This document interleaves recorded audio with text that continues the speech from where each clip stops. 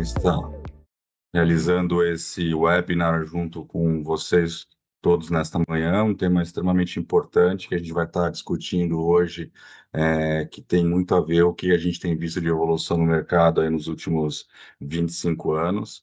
Hoje, com muita alegria, eu vou estar moderando aqui o Lucas Caminha e o Alexandre Vargas. Eu peço aqui no pique para tanto o Lucas como o Alexandre se apresentarem e a gente já começa um pouco esse bate-papo aqui que a gente vai estar fazendo de uma forma um pouco mais interativa nesta manhã. Lucas, por favor. Obrigado, Alexei. Bom dia aí a todos. Então, para quem não me conhece, meu nome é Lucas Caminha, eu sou diretor jurídico aí do Banco Ebro, um banco com licença de câmbio. Antes disso, fui aí do C6 e do BBM. Estou vendo aí alguns nomes amigos das duas casas anteriores. E agradeço aí o convite ao Tosini. Será um prazer bater o papo sobre esse tema tão relevante aí hoje em dia. Bom, eu sou Alexandre Vargas, eu sou aqui do time de Ciências Financeiras do Tosini. Entrei recentemente no escritório, eu tive um background sempre em escritório, né, passei 8 anos nos principais escritórios do Brasil, depois eu fui assumir uma função in-house, diretor de compliance da Ant International, né, o grupo que nasceu no Grupo Alibaba, depois virou Ant Group, Ant International finalmente, função principal de eh, obter as licenças do grupo no Brasil e, concluído esse escopo, eu recebi esse convite do Tosini, né, para me juntar ao time aqui na área de serviços financeiros e, enfim, ajudar a crescer a prática junto do Alexei. Então, esse que é o objetivo e aqui do webinar é a gente realmente passar ah, aqui pelos principais aspectos da consulta pública, né, dar um pouco de luz para vocês e um pouco de contexto. Acho que o objetivo principal é realmente é, separar, né, signal from the noise e realmente dar um insight daquilo que nós consideramos mais relevantes aqui no Tosini e o Lucas do lado dele na Ebury. Obrigado, Lucas. Obrigado, Alexandre. Para quem não me conhece, eu sou Alexei Bonamin, eu sou sócio co-líder da área empresarial aqui do Tosini, responsável pela área de serviços financeiros. Bom, o porquê que esse tema é importante? É um tema importante porque, na verdade, ele vem sendo importante nos últimos 25 anos com inúmeras modificações que a gente vem visando aqui no mercado de câmbio. Essa é mais uma, apesar de extremamente importante, mas é importante também vocês terem essa dimensão de processo, né, do evolutivo.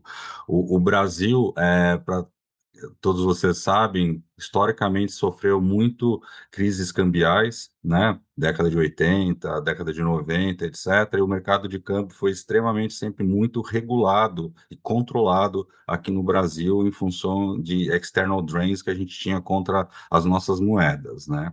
Em 1999, vocês também vão lembrar que o Brasil sofreu uma das grandes crises cambiais da história, que teve que se recorrer ao Fundo Monetário Internacional, para ter um empréstimo ali de pelo menos de 30 bilhões de dólares à época, para não estar quebrando aí a balança de pagamentos do país. Só que, como condição desse empréstimo, o Fundo Monetário Internacional exigiu que o Brasil mexesse nos seus controles cambiais, nos fluxos de capitais, né, e nas suas regras cambiais. Porque até então, poucas pessoas sabem disso, o Brasil era um dos poucos países do mundo, mais de 200, que já tinham aderido à cláusula padrão do Acordo de Bretton Woods, né, do pós-guerra, né, que trouxe o padrão dólar, né, para estar regulando fluxos de capitais e também a questão de fluxos financeiros.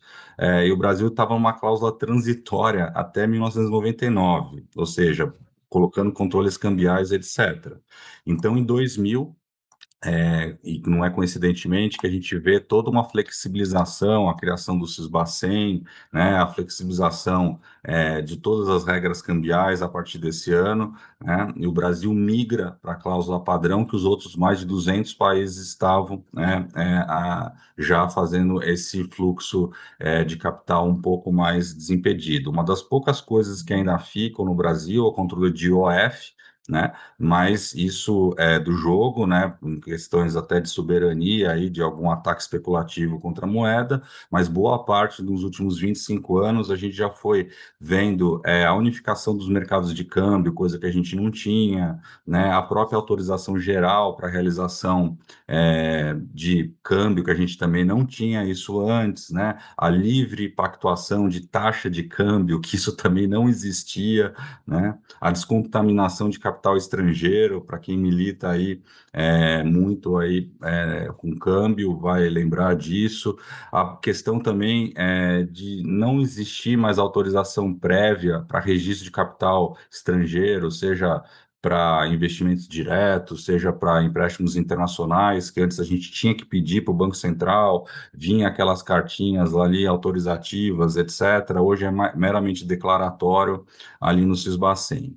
E, por fim, a gente também tem, que é o tema de hoje, né, o tema da consulta pública 124, a questão do IFX. E o FX foi, em 2021, criado dentro desse contexto evolutivo, né, de 2000 ali a 2021, que já vinha tendo todas essas mudanças e flexibilizações, né?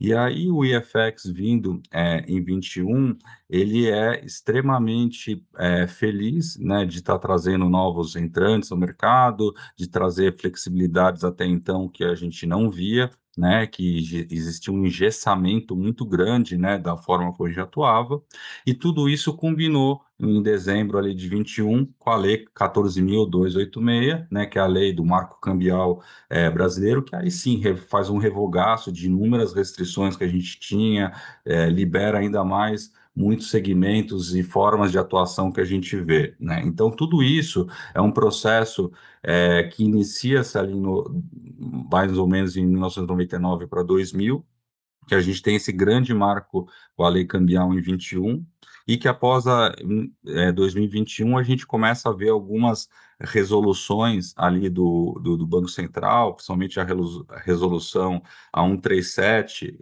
de 2021, que o Lucas e o Alexandre vão comentar, e também a resolução depois de 2022, a 277, né, que traz muitas novidades aí com relação ao IFX. E aí, por fim, vindo após de 2022 agora para 2025, a gente tem essa consulta pública, né, que o Banco Central traz agora em setembro, né, que traz aprimoramentos, às vezes mais uma visão de controle, às vezes uma visão mais de compliance, às vezes uma visão mais restritiva, mas certamente tem oportunidades ali, né? Então é isso que a gente vai estar discutindo hoje. Para começar no primeiro bloco aqui que a gente pensou desse bate-papo, a gente vai estar falando um pouquinho, resgatando, né, os primórdios ali do IFX, né, até para a gente entender a concepção original e ver o que o Banco Central está querendo hoje com isso, né? Pensando um pouco das facilitadoras de pagamentos internacionais, né, que a gente tinha também a questão já desde sempre do e-commerce estando presente, com relação às remessas, e o próprio IFX sendo, com o passar do tempo, de uma forma ampliada, né? E aí eu começo perguntando aqui para o Alexandre. Alexandre, aqui, pensando um pouco na prática, né? Assim, quais fluxos ali atrás, a circular ali do Banco Central, a 3961 lá de 2013, né? Permitia para esses facilitadores ali nos primórdios, e onde estavam as maiores fricções assim operacionais e de compliance, né? E se você comentasse rapidinho também, né? Que finalidades a gente vê dentro dessas, tipicamente, né, do IFX que a gente tem hoje, né, e como essa consulta pública pretende expandir este escopo. Te passo a palavra, Alexandre. Obrigado, Alexei. Bom, então, principalmente, né, nos primórdios, a gente tinha aqui a Circular 3691 de 2013, né, que foi a norma cambial durante muito tempo, até até a entrada em vigor da resolução BCB 277.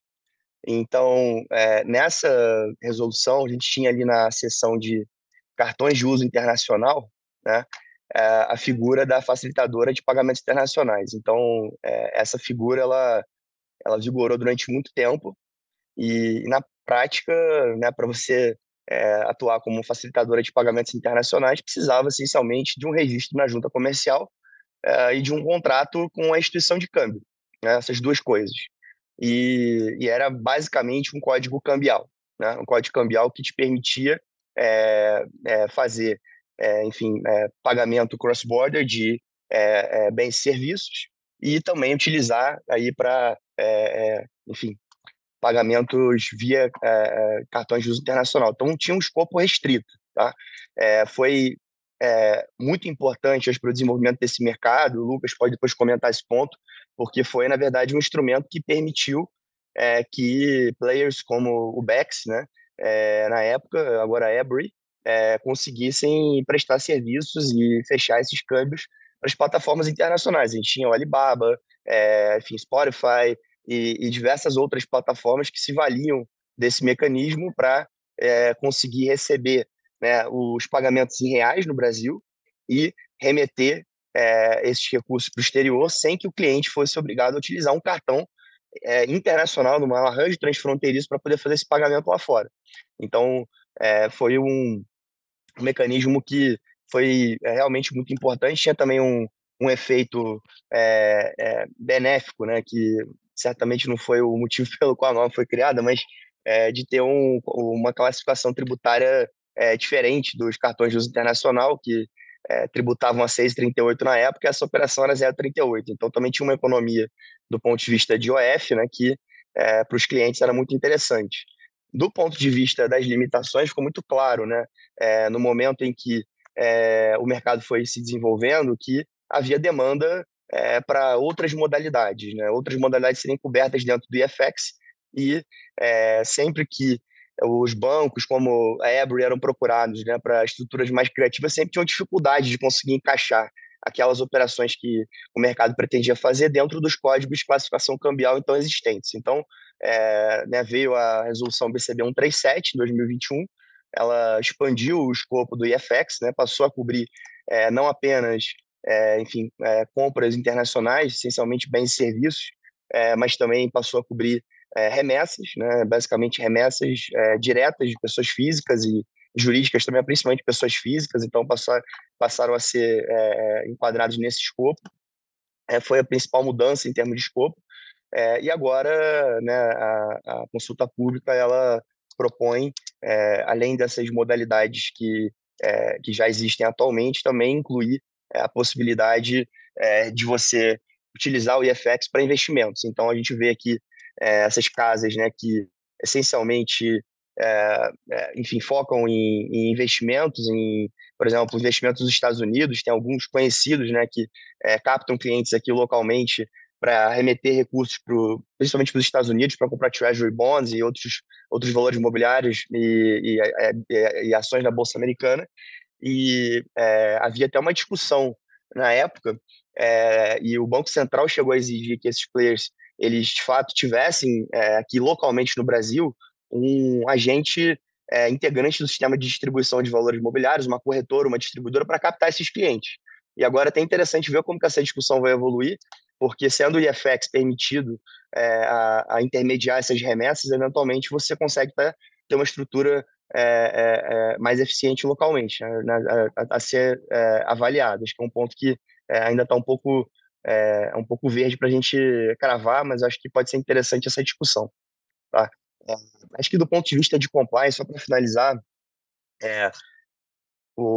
na época que a 3961 ela entrou em vigor, né, a gente tinha um fluxo de remessas muito mais simples. Eu acho que a questão de compliance ela passou a ser mais relevante mais recentemente, com a complexidade, né, dessas operações aumentando. Então, você teve né, uma série de ativos que passaram a ser incluídos no escopo do IFX, como aquisição de cripto, enfim, até mesmo BETs, que na época não existia. Então, acho que A gente vai até falar disso mais adiante, mas essa questão de compliance ela se tornou, na minha opinião, mais relevante nos últimos 3, 4 anos do que até mesmo na época em que a gente tinha a 3691 e a 137 entrou em vigor. Não sei se o Lucas quer complementar algum ponto aqui. Obrigado, Alexandre. Eu até pedi para o Lucas, justamente, até fazendo esse gancho aí, um pouco do histórico, Lucas, se você puder comentar também do IFX e também a sua visão também já inicial sobre onde vocês estão enxergando mais, às vezes, demanda pelo IFX, além da questão de bens e serviços também. Mas fica aí com você, por favor, o comentário. Obrigado, Alexei. Obrigado aí, Alexandre. Então, a gente vai entrar fundo na norma aqui, né? O próprio Alexandre já deu um viés regulatório interessante. E antes da gente entrar aí no próprio mérito da consulta pública, das demais oportunidades, acho que vale aqui dar uma contextualizada na prática de onde vem esse mercado, né? Que a gente pode até aproveitar um pouco a experiência do próprio Banco Bex, antes dele se tornar Banco Ebury como é hoje em dia, e como essa estrutura inicial da facilitadora de pagamentos se tornou o FX como ele é hoje, né? Então, há alguns anos para trás, né, como a Alexandre mencionou, você tinha muita figura do cartão de crédito internacional como a forma principal aí para comprar produto e serviço exterior. Essa era uma época que, como muitos devem lembrar, cartão internacional era para poucos, certo? Mais ou menos 10% da população tinha cartão internacional, principalmente porque nessa época não era tão prevalente ainda o e-commerce. Joga aí mais uns 10, 15 anos para trás, o cartão internacional era muito utilizado para viagens e poucas pessoas do Brasil viajavam para fora e tal, e de fato usavam esse cartão. Você soma isso ao fato de que os bancos emissores do cartão internacional pagavam uma tarifa maior para a bandeira do que a tarifa de cartão doméstico. Então, isso acabava limitando bastante o, a proliferação do cartão internacional e, com isso, virava um funil na compra de bens e serviços aí por brasileiros. E você soma a isso, como o Alexandre comentou, um IOF que chegou aí a 6,38%. Então, isso junto aí ao spread do banco emissor e tal, você tinha aí um encarecimento bem grande dos produtos, além desse funil de que poucas pessoas tinham cartão internacional, certo? E aí você tem uma virada, que é principalmente as grandes plataformas de e-commerce chegando no Brasil. Então, o Alexandre mencionou o AliExpress e tudo mais, com um ticket médio de US$ 19. E, ao mesmo tempo que eram produtos de preço relativamente baixo, eram poucas vendas porque você tinha o funil do cartão internacional. E aqui algumas casas de câmbio viram oportunidade, como o caso do próprio Bex, que em parceria com alguns prestadores de serviços de pagamento, alguns PSPs no Brasil, conversa com o Banco Central, entende? Banco Central, uma pessoa física, é o jurídico, enfim, né? Pode fechar um câmbio para comprar produtos e serviços exterior? Pode. Era algo que não acontecia antes, né? Porque no caso de uma compra por cartão internacional, quem fechava o câmbio, mandar o dinheiro para fora, era o próprio banco emissor, naquela linha de obrigação, de arranjo de pagamento, de contribuição, etc. Aqui você tinha uma outra oportunidade, que era o Banco Bex, junto a alguns prestadores de serviços de pagamento no Brasil, cria uma estrutura de coleta local, onde um prestador de serviço de pagamento emite um boleto, então, não um cartão internacional com uma forma para comprar o produto ou serviço e tal na plataforma de e-commerce, mas um boleto mesmo, um pagamento local, uma coleta local. Então, o brasileiro paga esse boleto, o banco BEX, né, o banco de câmbio, recebe esse dinheiro e fecha o câmbio em nome do pagador. Então, foi criada essa estrutura onde, ao invés de você ter um câmbio do banco emissor de um cartão internacional mandando o recurso para fora, você criou vários câmbios, um em nome de cada comprador, para mandar esse recurso para a plataforma de e-commerce lá fora. Com esse detalhe, né? A compra foi local, foi paga por boleto no início. O que aconteceu no primeiro mês dessa estrutura? Derrubou o sistema do Banco Central. Você teve tantos câmbios de PF que o próprio Banco Central procurou aí, no caso era o BEX na época, para entender o que estava acontecendo e, apesar de ser 100% lícito, 100% regular a operação, a própria escala, o número de câmbios, por serem várias compras de PF na plataforma, acabou gerando um peso para o sistema tecnológico mesmo do BC. Então, aí o BC dá a seguinte orientação para o BEX. Não feche um câmbiozinho em nome de cada comprador. Feche um câmbio único em nome do prestador de serviço de pagamento e, ao invés de me mandar o CPF, o produto, o preço de cada compra que consubstancia esse câmbio, você junta isso no seu dossiê da operação de câmbio. E aí, para quem está familiarizado hoje, né, esses são os primórdios da CAN 220, que é nada mais do que você ter o CPF, o CNPJ do comprador dessa operação de facilitação de pagamento, o preço, a moeda estrangeira, etc., a data da compra, e ao invés de enviar para o BC, fica à disposição, caso o regulador te peça depois, você vai ter isso à mão. Inclusive, nessa época, nem tinha a obrigação de verificar o CPF, se está ativo, se não está, isso acabou vindo depois. Né? Nesse momento, a orientação do BC foi apenas faça um câmbio único em nome do coletador, do prestador de serviço de pagamento que emitiu os boletos para SPFs e afins, e fecha esse câmbio único ao invés de fechar um câmbio único em nome de cada pessoinha. Né? E com isso, o business já começa a decolar. As plataformas de e-commerce aumentam 1000% ao mês o seu número de vendas aqui no Brasil, porque o cartão de crédito internacional deixa de ser um funil, e com isso, cada vez mais prestadores de serviços de pagamento começam essa atuação como facilitadora. Né? Inclusive, a, a 3691 que o Alexandre citou, um pouco depois foi alterada em 2016 pela circular 3813 para dizer expressamente o que o Banco Central tinha orientado na época. Fazer um câmbio único, permitir cartão doméstico e transferência bancária e deixar no dossiê da operação, como dizia lá, a relação dos pagadores que fizeram o pagamento local e consubstanciou depois uma operação de câmbio única.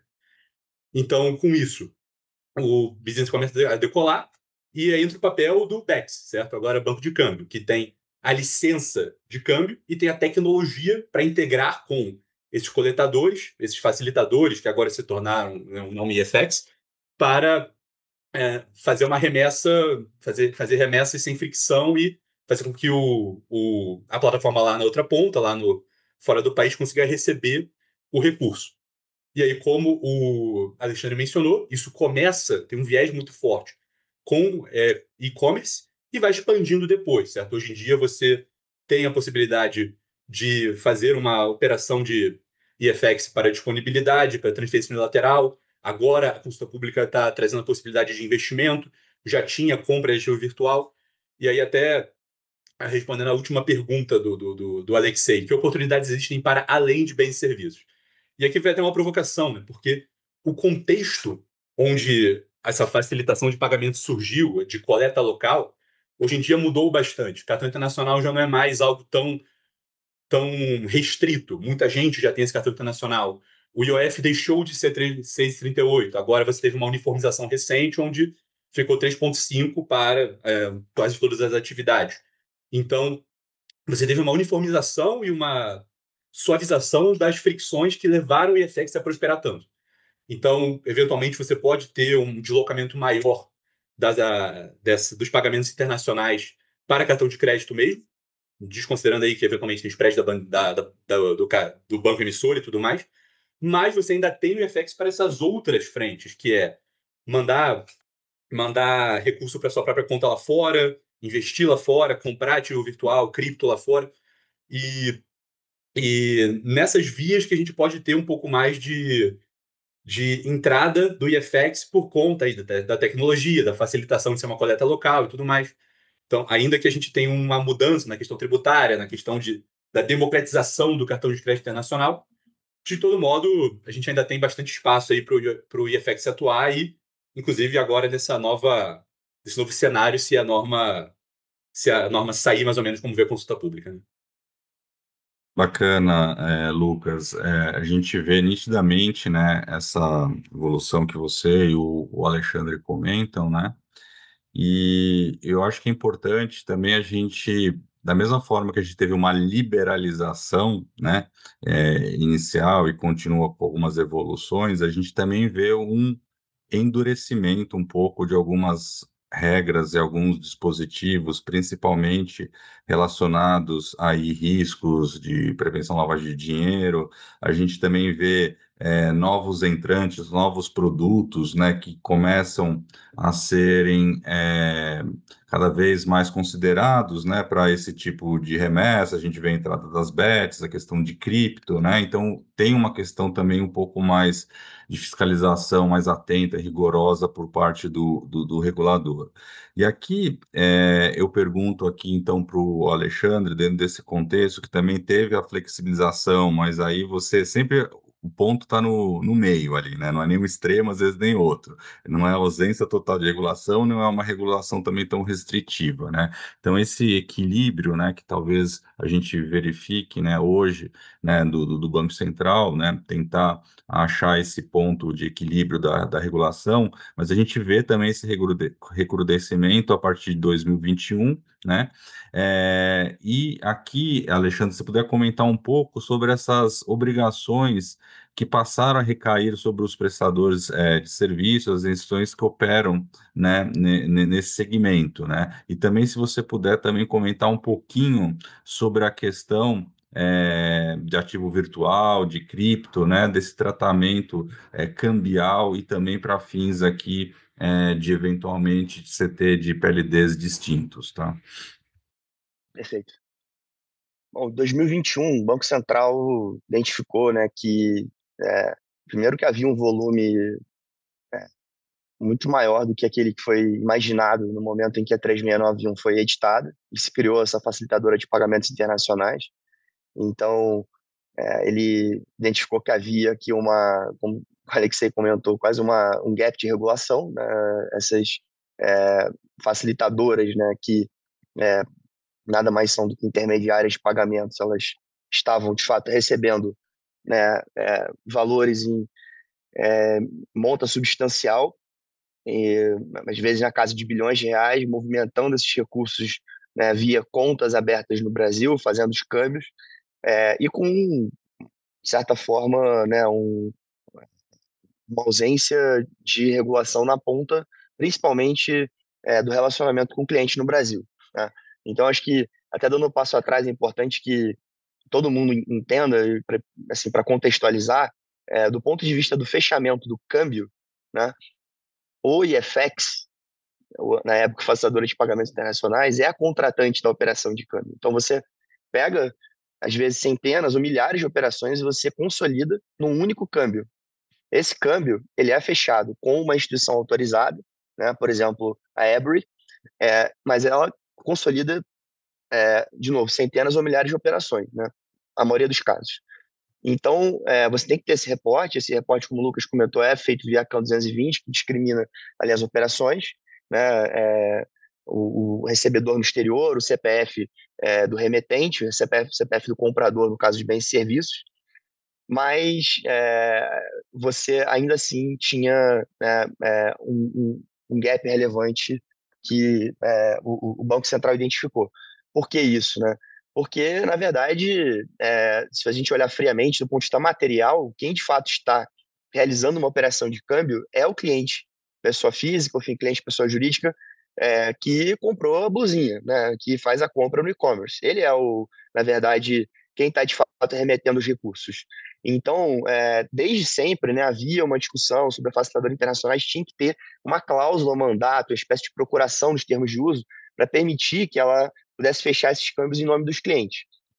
Mas o Banco Central concluiu que isso não era suficiente. Então, ele basicamente criou um conjunto de regras, né, que regulam, e regulavam e foram depois incorporadas na 277, continuam em vigor, de que forma deve se dar o relacionamento, né, e de que forma deve ser formalizado o relacionamento das prestadoras de FX com esses clientes finais no Brasil. Tá? Essa é a grande preocupação do Banco Central. E principalmente do ponto de vista consumerista, né? O que você está oferecendo de disclosure para esses clientes, direitos e obrigações, quais informações são prestadas, de que forma que o cliente dá um aceite, né, para que o IFX ele preste esse serviço e feche o câmbio no seu nome, né? Então, uma série de questões ali relevantes, e aqui o Lucas pode até comentar um pouco sobre isso, mas, né, enfim, são alguns players no mercado, né, que seguem isso by the book, a Ebury é um deles, mas, enfim, há alguns que não. Então, a gente A gente até vai chegar nesse ponto da nova regulamentação, mas na minha opinião pessoal aqui, com base em interações que a gente teve ao longo dos últimos anos com o Banco Central, até com a turma do DECOM, me parece que a motivação dessa nova regulamentação, inclusive alguns pontos de reforço ali que a gente vai passar, são principalmente para sinalizar para o mercado que eles vão fazer um enforcement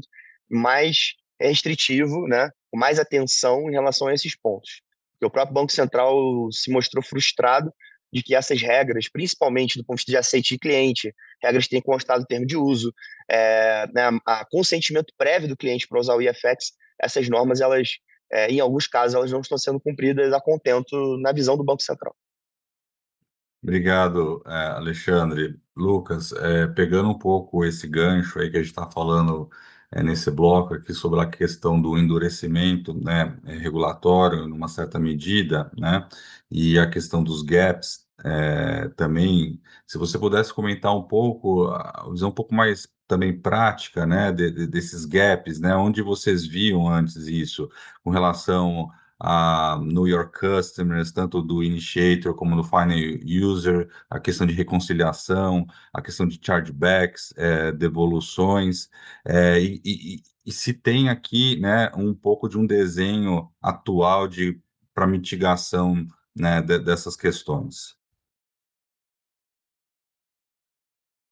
Legal, obrigado. Pessoal, tudo parte da premissa central de que o câmbio de FX nada mais é do que coleta de pagamentos locais e empacotamento. Você junta vários pagamentos que podem ser para o exterior, né? Então, a gente fala do exemplo da importação de bens e fala da blusinha e tal, porque é o exemplo mais intuitivo, e junta vários pagamentos de milhares de pessoas, milhões de pessoas, e fecha um único câmbio com a casa que tem a licença de mercado de câmbio, no caso aqui, como a Ebury. Isso traz obrigações para o banco, especialmente a obrigação que todo banco de câmbio tem de assegurar a fundamentação econômica e legalidade da operação, aquilo que todo mundo conhece. E isso se aplica, obviamente, não só a câmbios que a gente chama de mesa, né? Pagamento de importação, de exportação, envio de algum aporte de capital, mas também esses câmbios que são, de novo, nada mais do que pagamentos empacotados em uma única remessa lá para fora.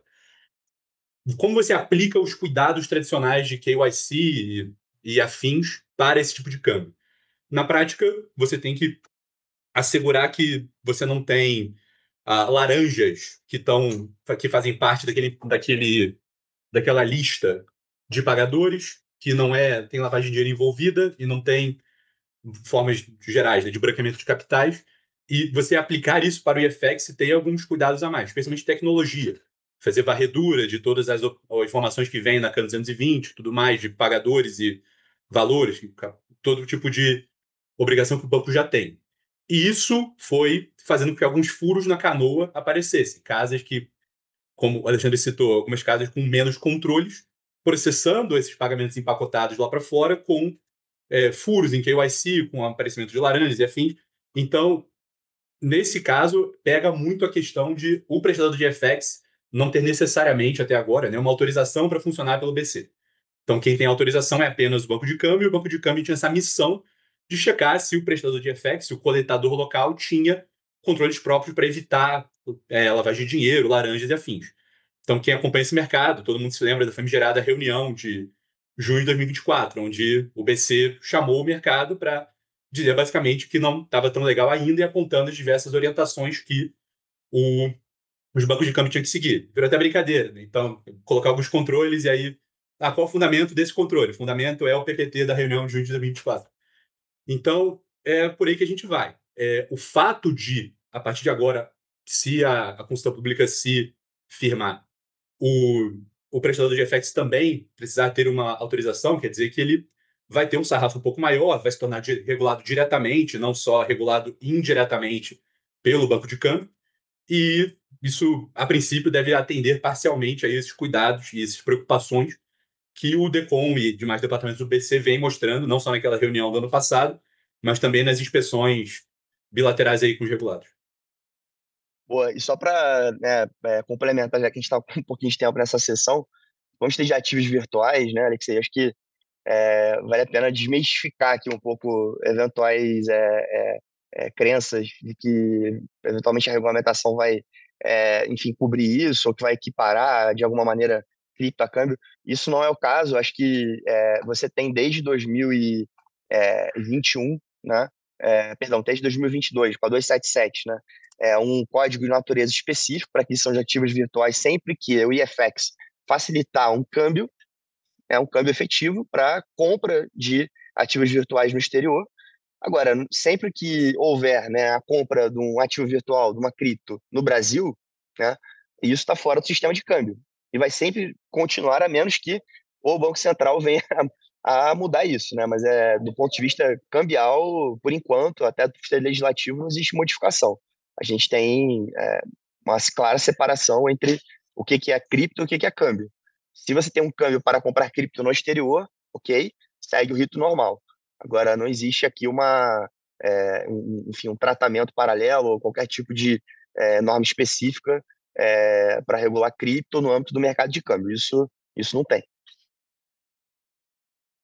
Esse ponto é extremamente importante, porque sim, existe muitas vezes essas especulações ali que está tudo, né, sendo liberalizado e que vai ter um boom, mas na verdade, assim, independente de regulação, a nossa moeda, o real, hoje, é a quarta moeda mais convertida em cripto no mundo, né?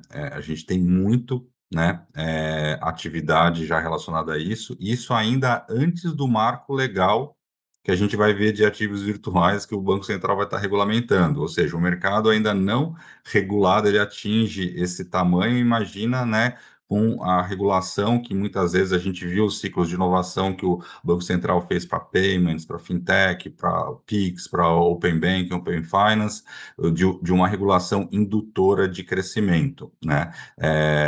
Estimulando competitividade, né? E novos entrantes ali no mercado. Então, aí, certamente, em que pese a gente está falando de duas regulamentações e que uma coisa não se confunde a outra, não é à toa que é uma coincidência feliz que a gente tem já concluída, né, a consulta pública de ativos virtuais. Agora a gente começa também, né? Eu acho que até para botar os pingos nos is, cada um dentro de umas suas caixinhas, né? E da gente conseguir conviver um mercado maduro, mas com as devidas segregações. Mas indo um pouco, já que a gente está falando agora da consulta pública 124, né, que o Banco Central solta esse mês aqui, que esse realmente é o nosso principal foco aqui do webinar de hoje, né, para a questão do IFX. É, é interessante, né, a gente notar alguns pontos dentro dessa consulta, né, principalmente uma restrição maior que a gente vê de players, né? Como vocês já mencionaram, a gente não tem mais a previsão de uma PJ que não seja autorizada, né? Coisa que existia antes. Então, acho que essa é uma mensagem muito mais contundente, né? Ou seja, é importante, eu vou continuar apoiando, mas eu preciso estar fiscalizando, eu preciso que essa entidade seja regulada. Então, isso é uma mensagem clara de regulação, né? E também a gente percebe alguns desafios, né, com relação a isso. Se vocês vão notar algumas sutilezas, né, que falam, né, que o prestador de serviço tem que ter, por exemplo, uma parceria com a contraparte no exterior. Então, assim, algumas questões a gente entende onde está o regulador querendo chegar, mas, por outro lado, às vezes essas questões trazem desafios práticos importantes de alocação de responsabilidades, de alocação de atribuições, né, e como ele vai exercer essa fiscalização na prática. Enfim, aqui com a consulta pública 124, Alexandre, se você pudesse comentar, começando, né, um pouco com essa nossa visão aqui também, e também olhando um pouco essas questões de oportunidades que a gente vê, tipo o Bank as a Service, o BaaS, né, como prestador de serviço também desse IFX, assim, como que você vê essas questões? Primeiro, eu acho que é sempre importante reforçar, né, e como o Lucas comentou, que esse aperto na regulamentação do IFX ele decorre principalmente dessa frustração que o Banco Central teve com a dificuldade de dar enforcement, né, ao modelo que foi criado com a Resolução 137 e replicado na 277 depois. Então, o Banco Central, ele, por meio da fiscalização dos bancos, né, instituições autorizadas no mercado de câmbio, e havia, sim, regulatory arbitrage ali, não tinha muito como escapar disso. Players que tinham operações, às vezes, que tinham um nível de risco maior, procuravam, eventualmente, um parceiro de câmbio que tinha um apetite a risco também maior, e isso, enfim, acabava, na visão do Banco Central, criando certas distorções. Então, o Banco Central optou por trazer todos os IFX para dentro da supervisão direta dele. De que forma? Né? Todos têm que se tornar instituição autorizada a funcionar. Então, um IFX que faz a coleta de recursos para remessa para o exterior vai ter que se tornar IP. Ele vai ter que abrir conta, né, específica para cada cliente para receber esses recursos. Então, isso é uma grande mudança, um grande passo. Né? A gente, obviamente, ainda está em fase de consulta pública, então ainda vai ter um prazo para que essa norma entre em vigor, um prazo de adaptação, mas é importante, acho que o recado que o Banco Central está passando para todos os IFX que ainda não são autorizados, que eles vão precisar se tornar autorizados para continuar a operar como IFX. Alguns pontos interessantes que a gente nota, né, na consulta pública 124, por exemplo, a referência expressa, né, de que o cliente, tanto local quanto internacional, né, uma hipótese muito mais rara, né, que o IFX presta serviços para alguém que está no exterior para pagar no Brasil, mas enfim, nos dois casos, que tenha formalizado o relacionamento, né? Ou seja, que seja cliente. Isso já estava na 277, já vem da 137, mas o Banco Central identificou que não estava sendo cumprida essa regra em muitos casos. Né?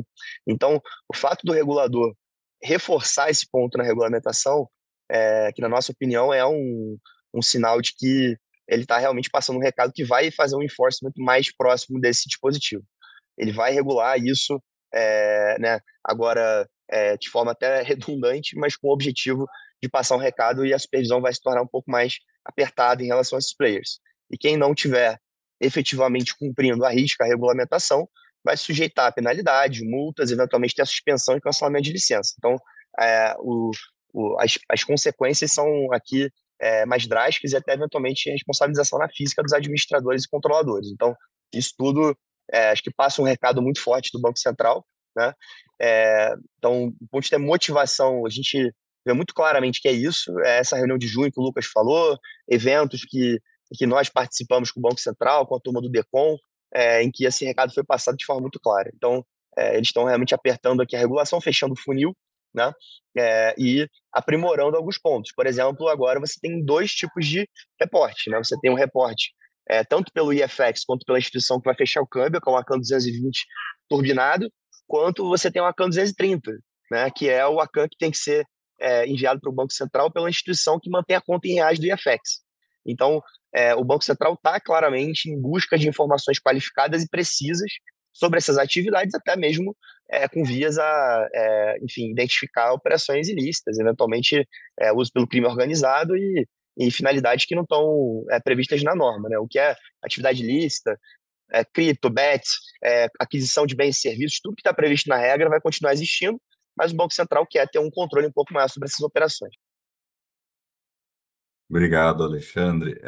Lucas, também queria te escutar um pouco a sua visão para esse ponto, mas também se você pudesse comentar um pouco também sobre a questão dos gift cards, né, comprados aqui presencialmente no Brasil para consumo no exterior, né? E aí, como que você também está vendo essa questão de um tratamento mais prudente para a entrega, o recebimento aí de reais para esse caso, tá? Legal. Comentando rapidamente aí a fala do Alexandre, então a gente tem um equilíbrio aí que a gente tem que seguir, né? De um lado, o BC de fato se mostrou insatisfeito com alguns buracos na canoa, né, como a gente falou mais cedo, que tem aparecido em alguns dessa entidade de FX com menos controles, deixando passar eventualmente laranjas, eventualmente receita de atividades ilícitas e tudo mais. Mas de outro também, né? É inegável que o fato de o IFX não ter sido uma atividade que exige licença até agora foi que conseguiu abrir o mercado e expandir do ponto de vista de concorrência, esse business de coletas locais. Então, mal comparando, né, você teve um período onde instituição de pagamento só precisava de autorização a partir de certo threshold de volume. O que aconteceu foi que, de um lado, você estimulou muito o mercado de pagamentos e, de outro, você criou algumas das... Não são fintechs, né, que se passam por fintechs, alguns criminosos que a gente tem visto na notícia aí recentemente. Então, a gente tem um equilíbrio aí entre não apertar tanto a regulação a ponto de manter a concorrência vibrante, mas também não deixar tão frouxa a ponto de deixar espaço para atividades ilícitas, né? Então, tem esse ponto. E sobre o ponto do gift card, aí é algo interessante, porque a gente, lá no banco, tem visto aí algumas entidades que são especializadas nesse mercado e a gente até desconfia que algumas dessas nossas interações com o BC a respeito do business que tenha levado aí a essa pergunta da consulta pública, que é: o que é o gift card, né? Todo mundo já viu em fila da farmácia, em fila da Americanas e tal, aqueles cartõezinhos com a logo do PlayStation, Xbox, Amazon, etc. Nada mais é do que um crédito que você vai ativar para usar em alguma dessas plataformas e serviços, né? Então, esses são que podem ser compra de algum produto e serviço na Amazon, jogos na plataforma da PlayStation, tudo mais. E esse business é um pouco peculiar para você apenas jogar no IFX sem ter um pouco de mudança. Por quê? Primeiro ponto da distribuição. Primeiro, o vendedor do gift card não costuma ser o próprio IFX, né? O que você normalmente tem aqui é uma empresa especializada em revenda de gift cards no Brasil. Essa empresa tem parcerias com PlayStation, Sony, no caso, né? Xbox, Microsoft e tudo mais. E essa empresa contrata revendedores, redistribuidores no Brasil. Que aí esses redistribuidores podem ser as varejistas, né? Que é Americanas, que é as drogarias, que são afins que a gente vê lá na fila, inclusive físico. Isso gera algumas inconsistências com o modelo que a gente tem hoje, porque você tem a varejista que vende o gift card e arrecada esse recurso e manda para a empresa que tem a parceria com as emissoras do gift card lá fora, e essa empresa que fecha o câmbio. Então, você já não consegue encaixar diretamente, por exemplo, naquela regra de que o IFX que tem que coletar os reais do usuário final. Que você tem duas pernas. O usuário final compra um gift card na fila da drogaria. A drogaria, então, coleta esse recurso, mas essa drogaria que manda o recurso para a empresa de gift card, e essa empresa de gift card que fecha o câmbio, que poderia ser de FX ou não, lá para o exterior. Então, por exemplo, você tem na consulta pública 124 que você vai ter uma conta de depósito exclusiva só para receber esses reais em nome de que o titular é o IFX. Isso já não se encaixaria aqui, porque a cadeia tem mais de uma etapa. Então, como é que você vai encaixar isso, né? Inclusive por outra questão. Não necessariamente a varejista que te vende lá o gift card na fila tem o nome e CPF do usuário final. Que se você compra na fila com dinheiro, você não precisa necessariamente deixar seus dados. Como é que você vai formar a CAN 220? Como é que você vai colocar lá a informação de cada usuário final se você pode ter uma compra em dinheiro ali na hora? Então, esses dois pontos, que você não necessariamente vai ter informação do usuário final, e o segundo, que normalmente o varejista, que é quem vende aí que está facing o consumidor final, não costuma ser o IFX, parece ter aí alguma necessidade de ajuste fino para você conseguir encaixar esse business de gift cards aí no IFX. A gente imagina que o Banco Central tem esse interesse pela pergunta que ele fez, mas não, para encaixar de forma 100%, vai precisar de um pouco de ajustes de acordo com o business específico do gift card. Boa. E até aproveitando esse gancho, porque depois, né, pode ter, de alguma forma, uma relação com o BAS, né? É um pouco desafiador você pensar nesse momento, né, na inclusão do IFX na regulamentação de BAS, considerando que o Banco Central, primeiro, ele quer fechar o cerco no IFX e o BAS, na verdade, acaba abrindo, né? Então, e de que forma você vai conseguir regulamentar isso, principalmente tendo em vista, né, que para o Banco Central o mercado de câmbio sempre foi um mercado sensível do ponto de vista de PLD e do ponto de vista de risco. O Banco Central sempre olhou para o mercado de câmbio com uma atenção redobrada, né? Então, aqui é um desafio muito grande, né? Eles até perguntaram isso na consulta pública, se deve ser incluído no escopo do BAS. É um pouco desafiador pensar isso nesse momento, porque é diferente das outras atividades, né? O IFX, por natureza, se você olhar a instituição de pagamento que se tornar IFX, ela vai precisar, de qualquer forma, fechar o câmbio junto do banco de câmbio. Então, incluindo aqui um buy de FX, né, eu potencialmente poderia ter até 3 instituições. Aí tem que ver em que modelo que isso seria feito. Não sei se o Lucas tem alguma opinião sobre isso, mas eu confesso que é, eu acho que o Banco Central tem uma chance razoável dele não incluir no buy o IFX aqui. O Banco Central já tinha suscitado essa possibilidade, né, lá na consulta pública inicial de base ano passado. A gente viu uma reação bem contundente aí do mercado para deixar a discussão do IFX para essa eventual reforma da 277 e tal, sem uma necessária inclusão no universo do BAS. E a impressão que eu particularmente tenho é que, às vezes, não necessariamente está se conversando muito, porque o Banco Central, de um lado, vai exigir que o IFX tenha uma licença, mas de outro ele vai colocar no BAS. E o BAS, por definição, é uma instituição regulada que está ligada a uma não regulada. Então, você vai ter já o IFX regulado, que vai fechar operações de câmbio com o banco regulado. Não vejo casando muito essa inclusão do base, especialmente considerando as regras adicionais que isso traria por conta da eventual norma que vai ser o resultado da consulta pública de base. Eu também não. Eu também não. A gente tem a mesma visão aqui. Olha que você também concorda, mas assim, porque é um pouco esquisito, né? Você colocar isso na regulamentação do BAS, considerando a nova proposta, né? E vai muito em linha com o que o Lucas comentou, que todo o movimento do Banco Central, né, que iniciou lá atrás, em 2003, abriu o mercado de pagamentos, né, permitiu que muitas fintechs, né, se desenvolvessem sem autorização. O próprio Nubank começou dessa forma, e o Banco Central fechou, e agora ele também abriu, né, via facilitadora, via FX, e também está fechando. Então, é um movimento aqui de correção de rota que o Banco Central está capitaneando, segundo o próprio Banco Central, com o objetivo de preservar e resguardar os avanços em termos de competição que a gente já obteve, né? Então, é importante que tenha esses requisitos adicionais, considerando os riscos que hoje são muito claros no sistema e os gaps identificados para preservar os avanços que foram obtidos em termos de inovação e competição.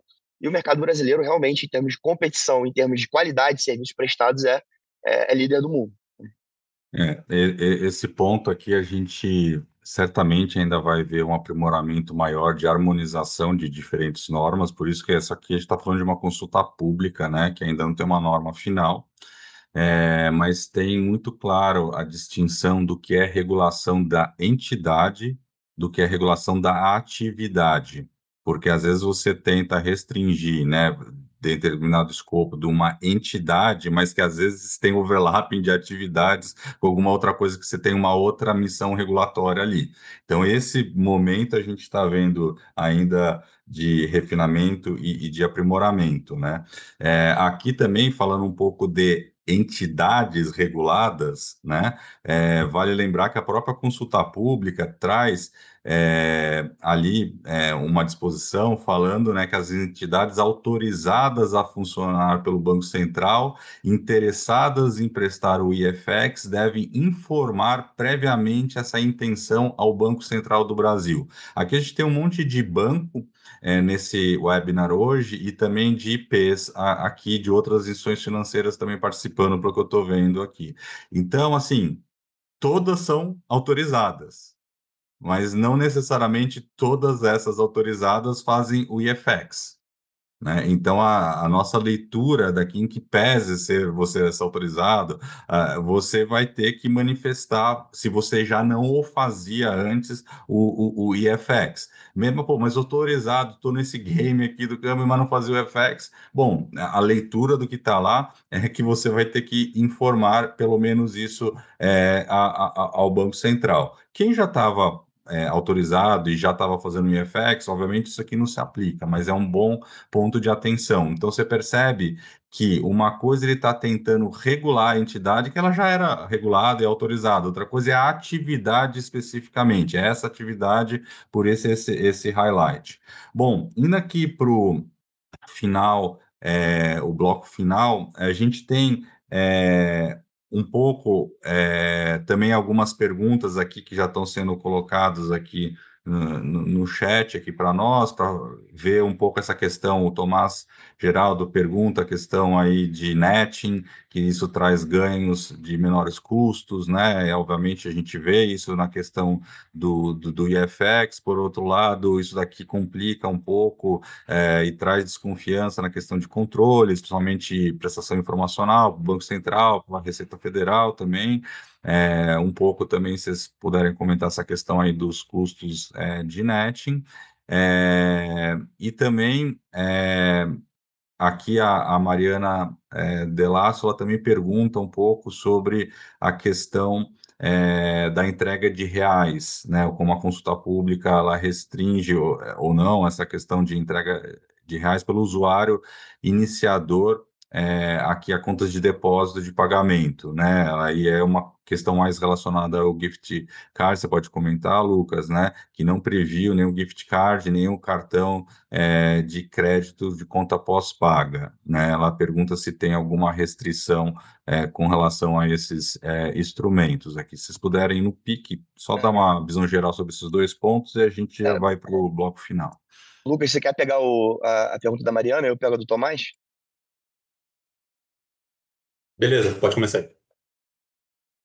Então tá bom. Bom, Tomás, eu concordo. Acho que vamos ter de netting, né? A gente tem um instrumento que é a conta de não residente, a CNR, que vários bancos já vêm utilizando, né? No caso, quando é um único beneficiário, ou seja, transferências, né, que não seja de interesse terceiro, que você permite o netting, né? Então, por exemplo, essa instituição estrangeira abre uma conta de não residente aqui, né? E ela movimenta esses reais, então faz muito sentido. A gente tem assessorado alguns clientes aqui e, enfim, recomendado essa estrutura e já, enfim, veio até de algo que está sendo feito já há alguns anos, que é um cliente que tenha fluxos, né, inbound, outbound, que ele consiga netar, faz sentido. Eu acho que você, né, tem uma economia de tributos, é eficiente. Agora, nesse caso do IFX, né, você tem que separar aquele tipo de operação desse tipo de operação, que no caso do IFX é realmente uma transferência de interesse de terceiros, né? Então, aqui o Banco Central ele exige que as movimentações sejam feitas de maneira integral. Então você não consegue netar, né? Você precisa ter sempre todas os fluxos outbound e inbound sendo feitos de forma integral e você não consegue netar, você não consegue compensar os valores de clientes diferentes, né? E ele está aqui usando por analogia a vedação compensação privada. Então tem que separar acho que esses dois cenários. Um cenário que é um cliente, enfim, que abre uma conta de não residente para uso próprio, com banco, que tem toda, né, a comprovação documental por trás e uma relação muito mais fechada, um ciclo muito mais fechado. No caso do IFX, que atende, às vezes, né, uma quantidade relevante de clientes, inclusive no exterior. Tá? Alexei, você quer comentar aqui? Não, eu já passo para o Lucas aqui, já para a gente já caminhar para o encerramento também, após ele responder essa pergunta do gift card. Legal. Bom, primeiro mandar um abraço aí para Mariana, minha amiga. E respondendo rapidamente, de fato, essa restrição que a consulta pública parece ter trazido de o IFX ter uma conta de depósito exclusiva para esse recebimento de reais gerou algumas dúvidas aqui do nosso lado também. Porque, por exemplo, por que não uma conta pagamento essa conta para receber os reais se essa conta estiver sujeita a controle de PLD, numa instituição regulada e tudo mais? Não ficou muito claro ali, pelo menos na consulta pública, a razão dessa restrição, mas por exemplo, quando você fala de cartão de crédito, eventualmente essa conta de titularidade do IFX poderia receber o recurso direto da adquirente, né, quando tem um pagamento por cartão.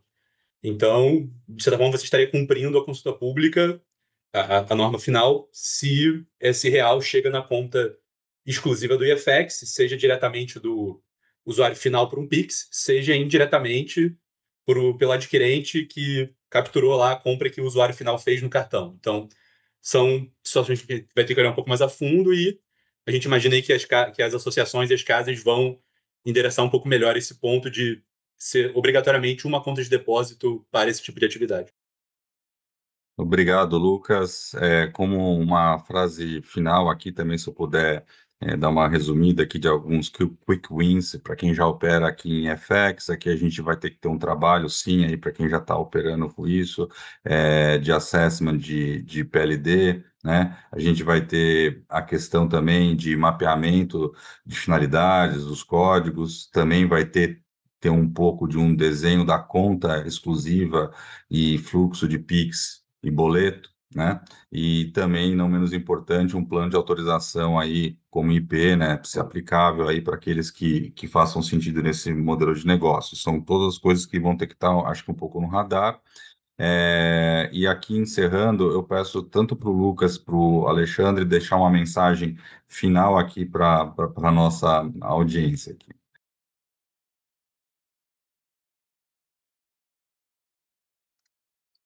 Lucas, quer começar? Começa, né?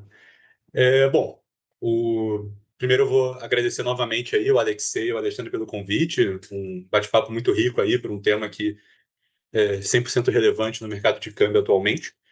Então, acho que meus dois comentários seriam pontos que a gente já tocou aqui. O primeiro, que vai ser bem importante aí, as associações e as casas individualmente, os escritórios se manifestarem na consulta, buscando um pouco essa sintonia, esse equilíbrio entre regular para manter, para atender aos cuidados e preocupações legítimas do Banco Central sobre lavagem de dinheiro nessas atividades, e também não pesar tanto a mão a ponto de acabar sufocando e fazer o mercado regredir em relação a todo o ciclo virtuoso que ele avançou em termos de concorrência e mais democratização de pagamentos nos últimos tempos. Porque, lembrando como a gente abriu a conversa, tudo isso vem de uma falta de acesso da maioria do público brasileiro a compras internacionais, porque ele precisava de cartão internacional. Isso foi resolvido aí por uma estrutura de boleto, depois veio o Pix e tudo mais, mas esse tipo de democratização é bem importante a gente manter, mas sem perder, obviamente, aí os cuidados com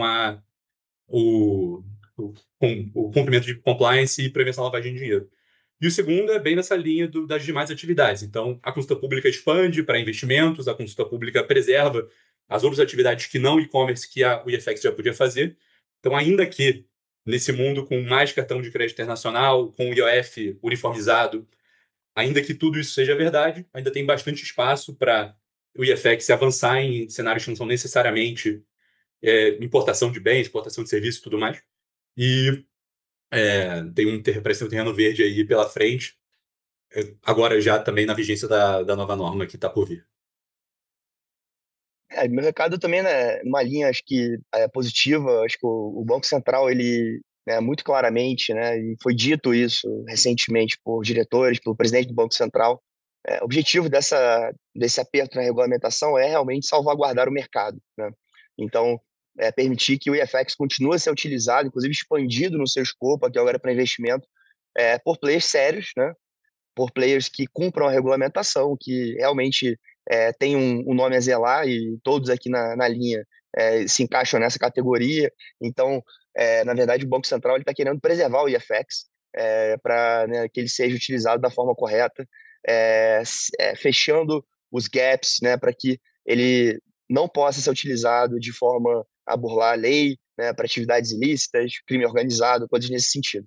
Então, acho que é uma mensagem positiva. Ao mesmo tempo, né, para os bancos que hospedam os IFX. Acho que é importante notar, né, que o Banco Central ele está passando um recado muito claro de que vai ser mais rigoroso no enforcement dessas regras, já também incluindo, de novo, aquele item de formalização do relacionamento, ponto que a gente ouviu em palestras do Banco Central reclamando que o mercado não estava seguindo. Então, é importante os compliances aí ligarem os alertas, que acho que o Banco Central, embora tenha recursos limitados nessa área, ele vai provavelmente acabar batendo uma hora ou outra na porta de todo mundo para lembrar sobre o cumprimento dessas regras. Ótimo. Bom, encerrando então aqui o nosso evento, respeitando o horário, em nome de Tosini Freire, da nossa área de serviços financeiros, eu agradeço muito o Lucas Caminha e o Alexandre Vargas pelos excelentes comentários e reflexões aqui, e toda a nossa audiência aqui, que foi bastante expressiva nesse tema bastante interessante, que a gente vai estar acompanhando aí nos próximos meses o andar dessa consulta pública. Muito obrigado a todas e todos. Um bom dia.